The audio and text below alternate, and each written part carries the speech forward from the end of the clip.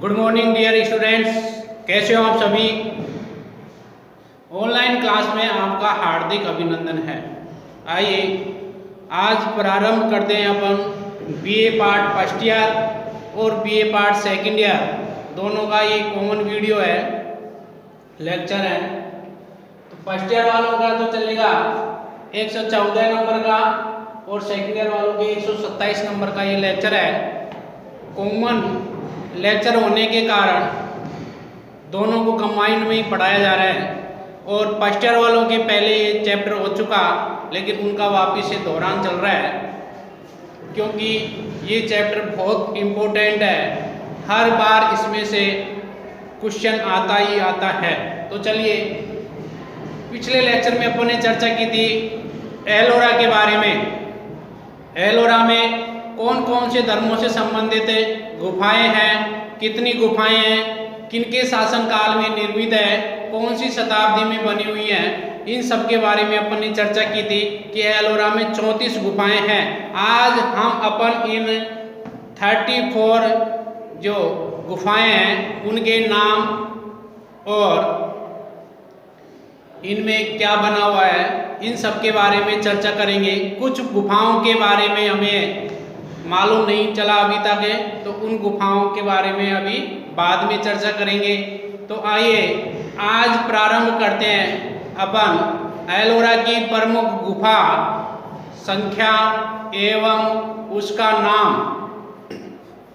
उससे पहले मैं आपको कुछ एलोरा से संबंधित दृश्य दिखा देता हूँ, ताकि आपको ऐसा लगेगा कि एलोरा की गुफाएं कहाँ पर है, किधर है, किस टाइप से है और क्यों प्रसिद्ध है, किस प्रकार के शैल खंडों को काट कर इन्हें निर्मित किया गया है। तो सबसे पहले आप देखिए एलोरा के कुछ दृश्य।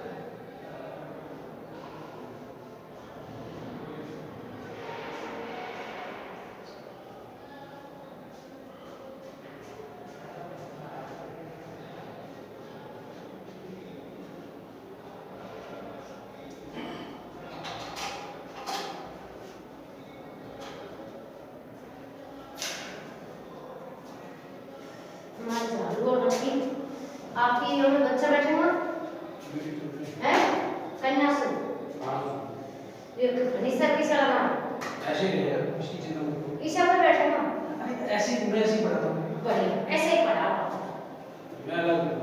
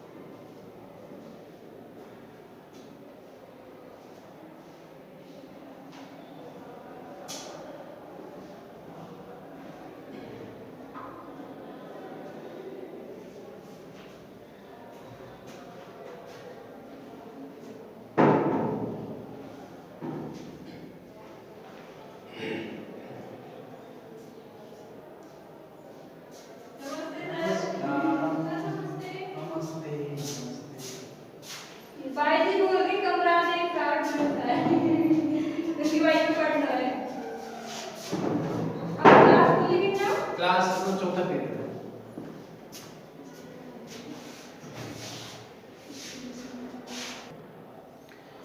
अभी आपने देखा एलोरा की प्रमुख गुफाओं के दृश्य और इन गुफाओं के दृश्यों को देखकर आपके मन में भी एक बार एलोरा जाने की इच्छा जरूर हुई होगी। बहुत अच्छी जगह है, देखने योग्य है और कला के विद्यार्थियों को यानी कि चित्रकला के विद्यार्थियों को तो लाइफ में एक बार अवश्य एलोरा एलिफेंटा और उसके अलावा जो भी दर्शनीय स्थल है उन सबको एक बार जरूर देखना चाहिए। तो आइए अब चर्चा करेंगे एलोरा की प्रमुख गुफाएं एवं उनके नाम। एलोरा की प्रमुख गुफाएं एवं उनके नाम के बारे में अपन पढ़ेंगे कि कौन कौन सी गुफाएं हैं और उनके क्या क्या नाम हैं। तो पहले पढ़ेंगे अपन पहले समूह की गुफाएं। प्रथम समूह की गुफा। प्रथम समूह की गुफाएं कहां से कहां तक है? गुफा संख्या 1, गुफा संख्या 1 से 12 तक। गुफा संख्या 1 से 12 तक की जो गुफाएं हैं उनको अपन पढ़ेंगे। ये जो 12 गुफाएं हैं ये कौन से धर्म से संबंधित बताई थी मैंने आपको? ये है बौद्ध धर्म से संबंधित। किससे? बौद्ध धर्म से संबंधित। कौन से धर्म से संबंधित? बौद्ध धर्म से संबंधित ये गुफाएं हैं। गुफा संख्या 1 से लेकर 12 तक। और इनका समय भी बताया था 350 ईस्वी से लेकर 700 ईस्वी तक का इनका समय रहा है। कब से कब तक है? 350 ईस्वी से 700 ईस्वी तक ये बनाई थी गुफाओं का निर्माण किया था या निर्माण किया गया था। 350 ईस्वी से लेकर 700 ईस्वी तक ये निर्मित की गई थी, बनाई की जगह निर्मित की गई थी, निर्मित की गई थी। अब इनमें से इन 12 गुफाओं में से किन किन गुफाओं के नाम हमें अब प्राप्त होते हैं उनके बारे में अपन थोड़ी चर्चा कर लेते हैं, क्योंकि नॉलेज के लिए ये अत्यंत आवश्यक है। यदि इन गुफाओं के नाम हम याद नहीं करें तो भी कोई दिक्कत नहीं है। एग्जाम की दृष्टि से तो आप जो मैंने बेसिक नॉलेज बताई थी उसी में से लिख देंगे तो भी आपको नंबर मिल जाएंगे। लेकिन आपको जब एक्स्ट्रा नॉलेज कहीं से यदि प्राप्त हो रही है तो आपको अवश्य ग्रहण करनी चाहिए। तो मैंने 8 से 10 बुकों में इनका अध्ययन करके इनको नोट किया है। ये सब आपकी नॉलेज बढ़ाने के लिए किया है। तो चलिए अपन प्रारंभ करते हैं। तो देखो गुफा संख्या 1, 2 और 3 अभी तक इन गुफाओं के कोई नाम पता नहीं चला है। चौथी नंबर की गुफा है उसका नाम पता चला है। चौथे नंबर की गुफा या संख्या डाल लेंगे।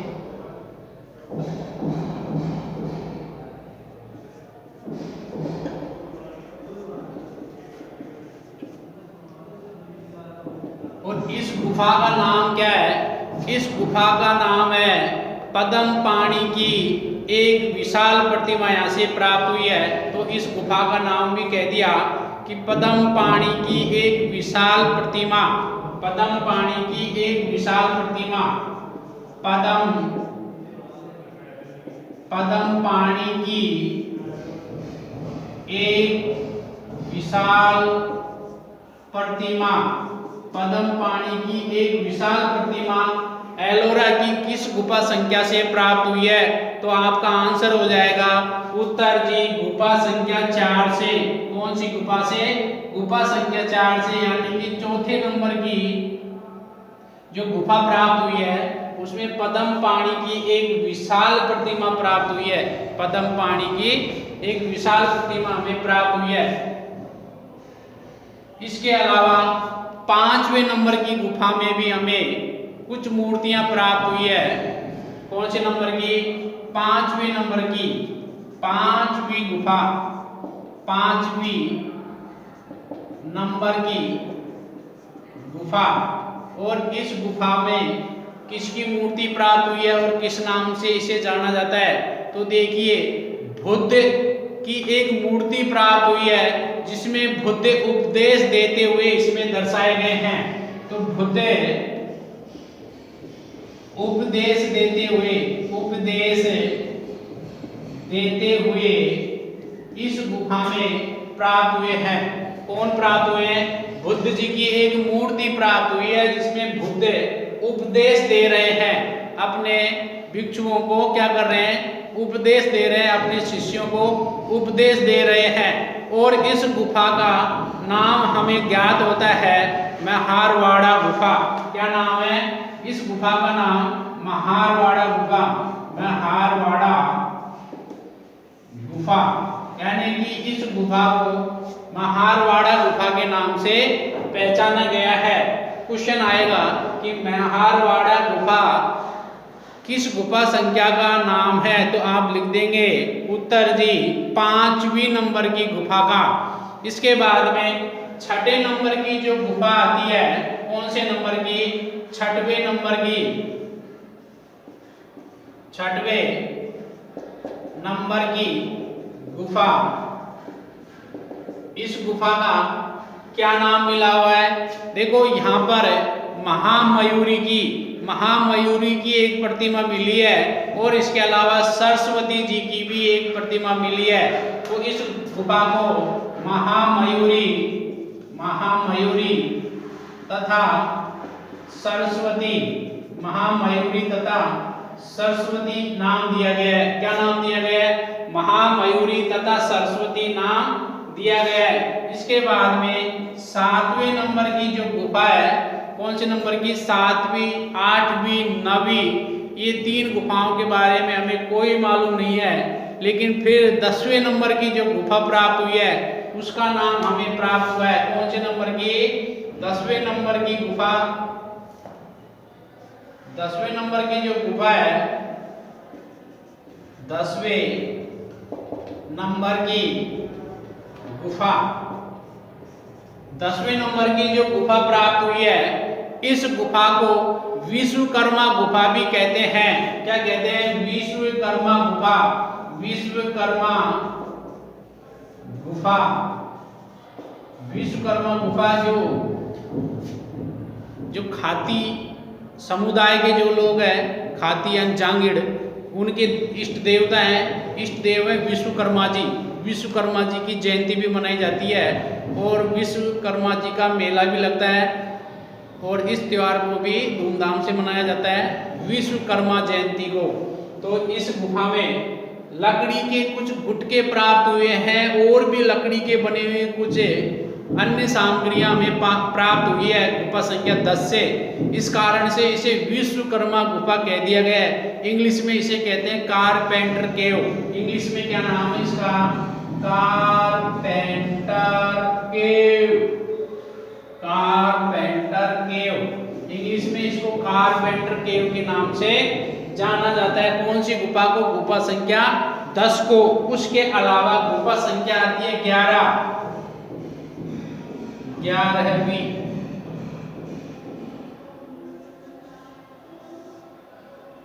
11वीं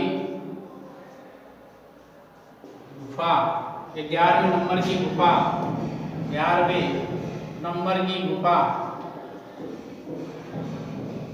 11वें नंबर की गुफा है।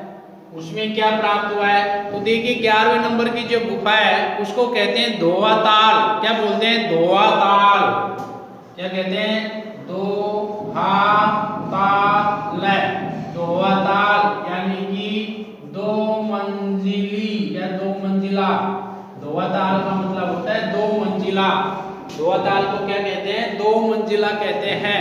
अब देखिए इस गुफा संख्या 11 से, कौन से? 11वीं गुफा से हमें 2 मंजिल का एक भवन प्राप्त हुआ है और उसमें बुद्ध की मूर्ति, गणेश की मूर्ति, दुर्गा जी की मूर्तियां आदि मूर्तियां प्राप्त हुई है। यहाँ से क्या क्या प्राप्त हुआ है? यहाँ लिख लेंगे बुद्ध की मूर्ति, इसके अलावा गणेश की मूर्ति, किसकी? गणेश की, और दुर्गा की मूर्ति प्राप्त हुई है। दोबारा सुनो, 11वें नंबर की जो गुफा है उसको धोवाताल कहते हैं। क्या कहते हैं? धोवाताल कहते हैं। और यहाँ से एक भवन प्राप्त हुआ है जो 2 मंजिला है, यानी कि ये जो गुफा है वो 2 मंजिली है और इसमें बुद्ध की मूर्ति प्राप्त हुई है, गणेश जी की मूर्ति प्राप्त हुई है और दुर्गा जी की मूर्ति भी हमें प्राप्त हुई है। बुद्ध जी की, गणेश जी की और दुर्गा जी की मूर्ति हमें प्राप्त हुई है। कौन सी गुफा से? एलोरा की गुफा संख्या 11 से। एलोरा की गुफा संख्या 11 से। अब एक गुफा और बची इस समूह की। कौन से समूह की? प्रथम समूह की। प्रथम समूह में कितनी गुफाएं थी? 1 से लेकर 12 तक, यानी कि 12 गुफाएं थी।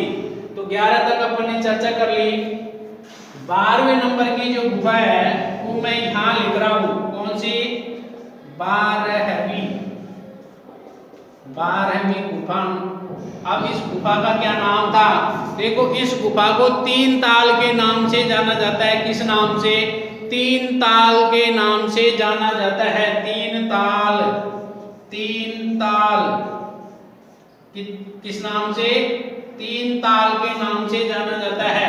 बाकी देखो 1 से लेकर 12 तक कितनी गुफाएं होती हैं, 12 गुफाएं होती हैं, लेकिन हमें नाम कितनी गुफाओं के मिले अभी तक? चौथे नंबर की गुफा का नाम मिला है, 5वीं का मिला है, 6ठी का मिला है, 10वीं का, 11वीं का और 12वीं का, यानी कि 12 गुफाओं में से 6 गुफाओं के नाम हमें ज्ञात हैं। कितनी गुफाओं के? 6 गुफाओं के नाम हमें ज्ञात है। एलोरा से संबंधित कोई भी क्वेश्चन आ जाओ, यानी बड़े क्वेश्चनों में कोई क्वेश्चन आ जाता है तो आप बिना देखे, बिना सोचे, बिना समझे, जो मैंने आपको अभी तक पढ़ाया एलोरा के बारे में, एलोरा के किस किस धर्म से संबंधित गुफाएं प्राप्त हुई है, कौन कौन सी गुफाओं में क्या क्या नाम दिया गया है, कौन कौन सी मूर्ति, तो ये सब लिख देना आप, तो आपके अच्छे नंबर आ जाएंगे। क्योंकि एग्जाम में कभी भी अपनी कॉपी को खाली मत देकर आना, क्योंकि लिखे हुए का नंबर मिलता है। यदि आपको अच्छी प्रकार से क्वेश्चन याद है तो आप उसका उत्तर अच्छी तरीके से सोच समझ के लिखे। लेकिन एक दूसरा कि आपको वो क्वेश्चन बिल्कुल भी नहीं आता और क्वेश्चन करना कंपलसरी है, अनिवार्य है, तो आप जब उसको खाली छोड़कर आएंगे या एग्जाम में नहीं आ रहा कोई क्वेश्चन तो फ्री मत बैठना, आप उसमें उससे संबंधित कुछ बातें लिखते रहना। क्योंकि समस्या क्या कहाँ होती है, जो सन लिखते हैं, समय लिखते हैं, उसमें समस्या होती है। तो आप समय और डेट, दिनांक आदि को न लिखते हुए अपनी अच्छी प्रकार से अच्छी राइटिंग में कंटिन्यू रनिंग में रहेंगे, राइटिंग में रहेंगे। तो क्योंकि मेरे पास भी कॉपी आती है, मेरे पास बोर्ड की कॉपी आती है, उसमें खाली पन्नों में हम नंबर नहीं दे सकते, लेकिन बच्चे ने संबंधित क्वेश्चन से न लिखते हुए, यानी कि कोई भी क्वेश्चन जो भी पेपर में आया उससे संबंधित कोई आंसर नहीं दिया उसने, लेकिन फिर भी उसने कुछ न कुछ उसमें लिखा है, यानी कि उस क्वेश्चन में उसने 2 पेज भर दिए और 5 नंबर का वो क्वेश्चन है, लेकिन उसने सब कुछ उल्टा पुल्टा लिखा है, लेकिन उसमें भी उसको 1-2 नंबर तो मिल ही जाते हैं। क्योंकि कहते हैं ना कि मेहनत का फल अवश्य मिलता है। तो आपने 2 पन्ने लिखने में मेहनत की, न स्याही बिगाड़ी, समय लगाया, तो इसका मतलब है कि उसमें भी कुछ न कुछ नंबर तो देना ही पड़ेगा। इसलिए मैंने आपको आज एक ट्रिक बता दी कि खाली कॉपी मत दे के आना, आप उसमें लिख के आना। क्वेश्चन नहीं भी आ रहा तो उससे संबंधित लिख के आना।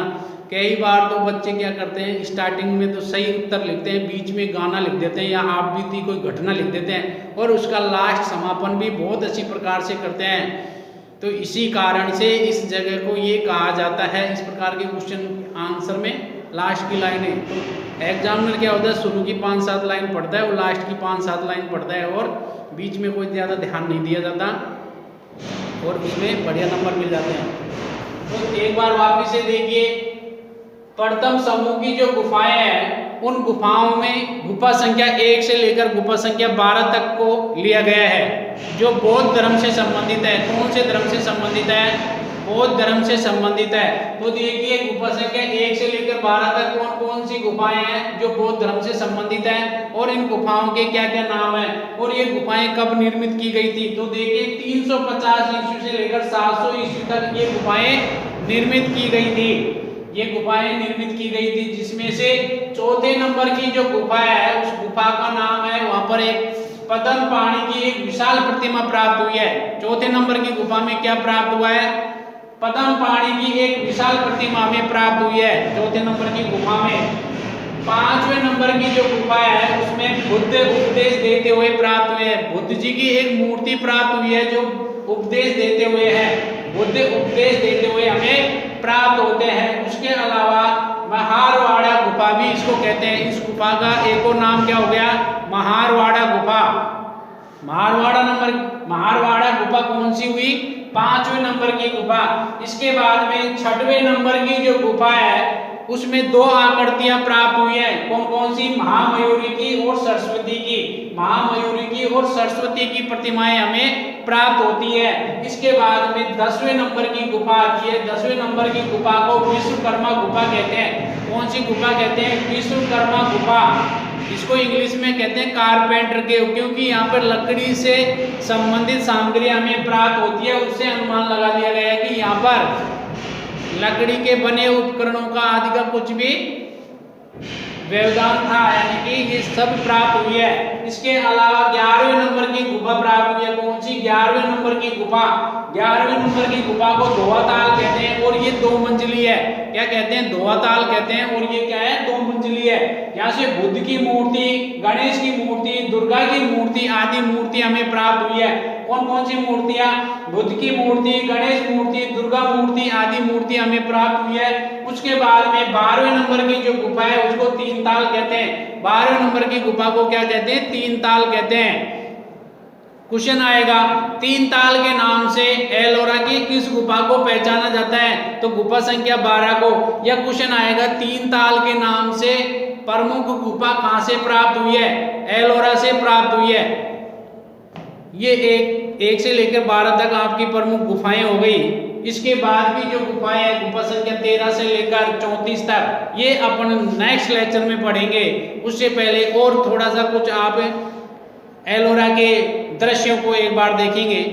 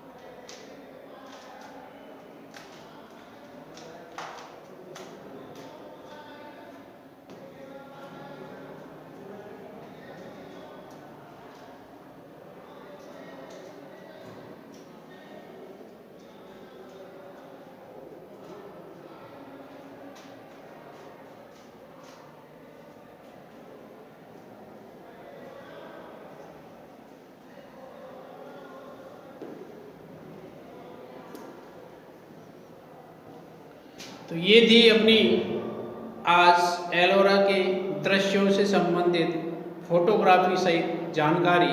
बाकी की अभी जो नॉलेज है, जानकारी, वो अपन नेक्स्ट लेक्चर में पढ़ेंगे, जिसमें गुफा संख्या 13 से लेकर गुफा संख्या 34 तक के नामों को हम पढ़ेंगे कि किस किस नाम से इन गुफाओं को जाना जाता है।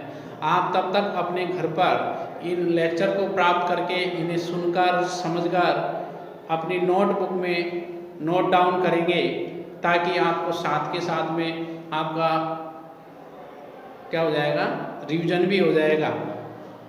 क्योंकि नहीं तो ये नोट्स तो मैं आपको लिखित में फोटोकॉपी के रूप में दे देता, प्रतिलिपियों के रूप में, लेकिन नहीं, क्योंकि जब विद्यार्थी स्वयं अपने हाथ से नोट्स बनाता है तो उसको, क्योंकि जो ज्ञानेंद्रियाँ हैं वो देखेंगी, पढ़ेंगी, सोचेंगी, समझेंगी, बोलेंगी, तो सारी ज्ञानेंद्रियाँ उसमें कार्य करेंगी। इस कारण से वो हमें अधिक समय तक, यानी कि लंबी एज तक, समझ गए, यानी कि काफ़ी समय तक वो हमें माइंड में रहेगा, जो अचेतन मन में चला जाएगा और अचेतन मन से तुरंत एग्जाम टाइम चेतन मन में आ जाएगा। चेतन मन में आते ही हमारी याददाश्तें ताज़ा हो जाती हैं। तो मिलते हैं नेक्स्ट लेक्चर में। और बीए पार्ट फर्स्ट ईयर और सेकंड ईयर के विद्यार्थी भी, केवल ड्राइंग सब्जेक्ट जिनके पास है, वो विद्यार्थी भी कॉलेज आ सकते हैं। मैंने डायरेक्टर साहब से अनुमति ले ली है, प्रिंसिपल सर ने भी बोल दिया है कि ड्राइंग के विद्यार्थियों को बुला लो, क्योंकि ये प्रैक्टिकल पार्ट है, प्रैक्टिकल सब्जेक्ट है, तो इसमें प्रैक्टिस ज़रूरी है, क्योंकि इसमें फाइल मार्केट से बनी बनाई नहीं मिल सकती। आपको 70 चित्र बनाना जरूरी है, चाहे वो प्रथम वर्ष का विद्यार्थी हो, चाहे द्वितीय वर्ष का हो, चाहे तृतीय वर्ष का हो, लेकिन सभी के 50 स्केच है और 20 पेंटिंग आपको बनानी है फुल साइज हाफ साइज की शीट पर। लेकिन आपको 70 की जगह कम से कम 100 चित्र बनाने होंगे फर्स्ट ईयर और सेकंड ईयर वालों को भी।